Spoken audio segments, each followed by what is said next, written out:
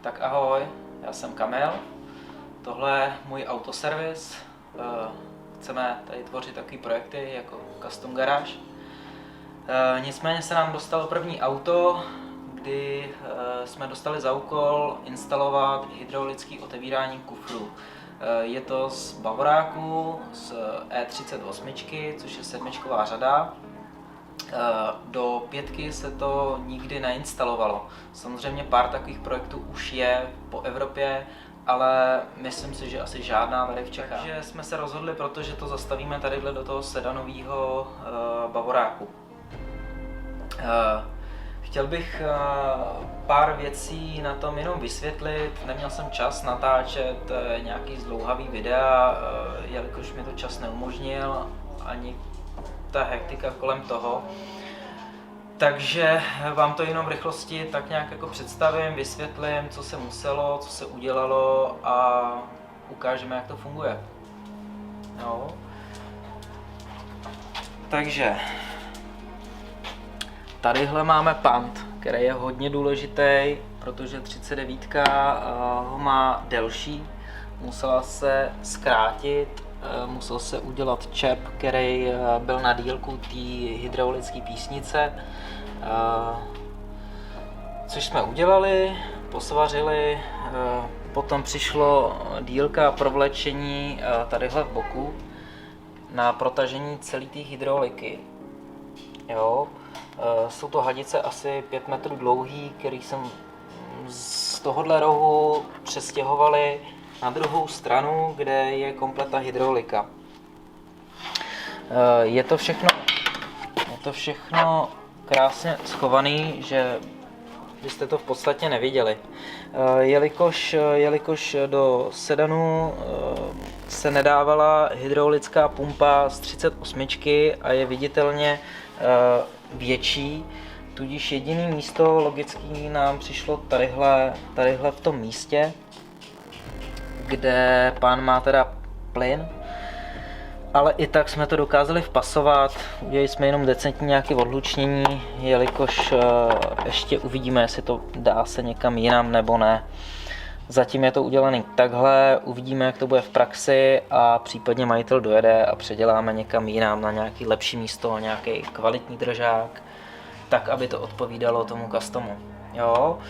Veškeré ty hadice vedou teda odsaď, vede to z toho rohu, jsou to tyhle dvě hadice, vede to v podstatě dolů, vede to celým tím středem až v podstatě tadyhle dozadu, pod tím oplastováním, pod ty koberce a v podstatě to vede pod tím sloupkem. To máme ty mechanické části. Další část bylo udělat komplet elektřinu, jelikož majitel nám přinesl veškeré prostě komponenty s ustříhanýma konektorama, žádný svazky, všechno jsme si museli vyrobit, museli jsme si to vyhledat, jelikož tohle je 39, je to z 38, ty dráty tady kolikrát nejsou stejný, takže jsme si všechno museli projít, veškeré diagramy a natahat nový kabelový svazky. Jo? Má to nějakou řídící jednotku, ta je schovaná tadyhle vzadu. Udělal jsem to tak, protože tady pan už má spoustu jako dodělaných jako věcí, takže tady je jako hromada kabelů. Každopádně tadyhle je schovaná vzadu jednotka, z té vede asi 14 kabelů. Jsou jedno čidlo na ovládání toho zapnutí, vypnutí a nějaký přívod k tomu servomotoru, který je poháněný elektrikou. To vede do té jednotky, z té jednotky vedou další kabely, jednak na čidlo, který zatím není umístěný, protože tohle je z 38 a po dohodě s majitelem jsem řekl, že ho vyvedu tady zatím a on si sežene z 39 z kombíku, kde bylo Tenhle ten knoflík byl obdélníkový, tudíž ne s takovýmhle blbým zaoblením, který by tadyhle prostě nebyl úplně tak krásný a myslím si, by to byla taková prasárna. Takže jsem se rozhodl, že to zatím nebudeme dělat a necháme to. Takže jsme se z té jednotky protáhli celkem 3 kabely, tady husím krkem. Dva kabely jsou vedený na čidlo náklonu toho víka, což je hodně podstatná věc, protože bez toho by to v podstatě vůbec nechtělo fungovat tak, jak to funguje. To čidlo má říct té jednotce, kde se ten kufr nachází a podle toho on reaguje. Jo? Takže když to čidlo bude v jinačí pozici, než má být, tadyhle bohužel žádná pozice u 39 není, takže mi zabralo nejdelší čas sladit to čidlo s tím motorem a zabralo to fakt jako hodně času, než jsem našel správnou pozici, že to vůbec má být tam. 38, to čidlo má podélně v nějaký svý pozici, jak je ten kufr prořezaný za tím tapecírem. 39 tu pozici nemá, tudíž se musel najít správný místo na tomhletom prostoru a ve správný úhel, kdy má být, aby otevíralo a zavíralo. Tak, jak jsme chtěli.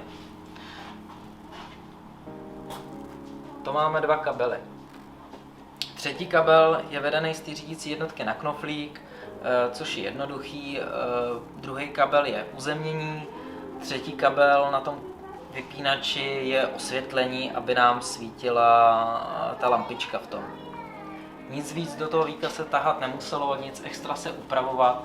Jediný upravování fakt bylo na tom pantu, co se týče zavírání a pohonu toho víka. Další kabely, něco nám musí spínat, že ten kufr je otevřený a zavřený, bez toho by to taky nešlo. Takže jsme si našli linku, která vede dopředu do jednotky LCM, která ovládá otevření a zavření osvětlení toho kufru. Na to jsme se napojili shodou okolností, jelikož to vede všechno do toho zámku, což je sem nahoru, tak vede kabel jedné barvy, který vede tudyhle až do zádu. S tím, že my jsme z té jednotky vytáhli 2 kabely, jeden má jít na zámek a druhý má jít do jednotky. Tudíž my jsme udělali tak, že jsme přerušili kabel. Ten kabel jsme napojili tak, jak má být, jeden dopředu, druhý dozadu, tak, aby to fungovalo jak originál a nemuseli jsme to tahat až dopředu do auta zbytečně. Pak klasicky plus, minus, aby ta jednotka byla ukostřená a měla nějaký proud a nic víc tam zásadního není. Nejvíc práce na tom to asi správně namontovat, seštelovat, aby to všechno fungovalo tak, jak má. Bohužel tady byl problém ještě s čerpadlem a to čerpadlo nefungovalo, nechtělo zpětně tahat olej a kufr se nechtěl zavírat, takže se jenom otevíral. Nicméně po různých zkouškách, co by to mohlo dělat, tak jsme se rozhodli, že to rozebereme, to čerpadlo, zkontrolujeme, případně vyčistíme a případně poškozený díly bychom vyměnili. Samozřejmě nic poškozeného jsme tam nenašli, takže se to jenom vyčistilo, složilo a od té doby to teda začalo fungovat tak, jak má, plus s tím čidlem teda náklonu. Tak teď vám ukážeme, jak to vůbec pracuje. Po stisknutí, klasické otevření kufru, kufr jede nahoru. Tlačítko.